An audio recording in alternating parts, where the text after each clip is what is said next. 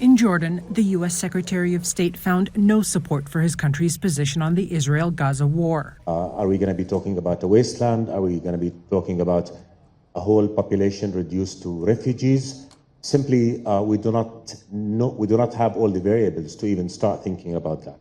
I think we need to focus now on stopping this war. The ceasefire is imperative to deal with the consequences, the humanitarian consequences of this conflict. And we believe that dealing with the various components of this crisis should be dealt with as well in an appropriate manner. But it is the international community's responsibility always to seek the cessation of hostilities. After 5 weeks of unyielding Israeli bombardments following the October 7 attack by Hamas, the Biden administration is still rejecting calls to urge Israel to declare a ceasefire. During his stop in Tel Aviv, Blinken appeared unable to even secure a so-called humanitarian pause that could boost aid deliveries into Gaza.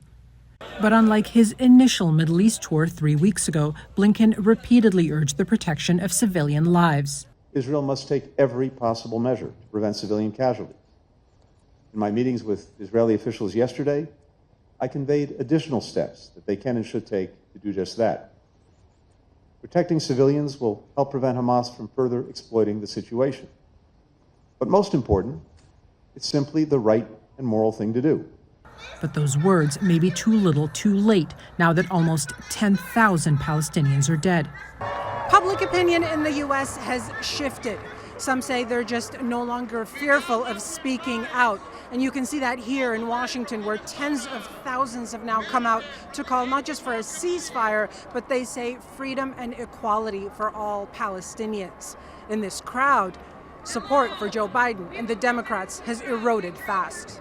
Any official that stands with Israel unconditionally is not going to work. Genocide and Biden can go away. We need somebody who's actually for the people. Not voting for Joe Biden. Probably not voting for Donald Trump. The White House is aware of the fierce backlash from minority communities, including Arabs and Muslims, a key voting bloc that helped secure Biden's victory in 2020. The question now is what the president plans to do to regain their trust. Yasmine El-Sabawi, TRT World, Washington.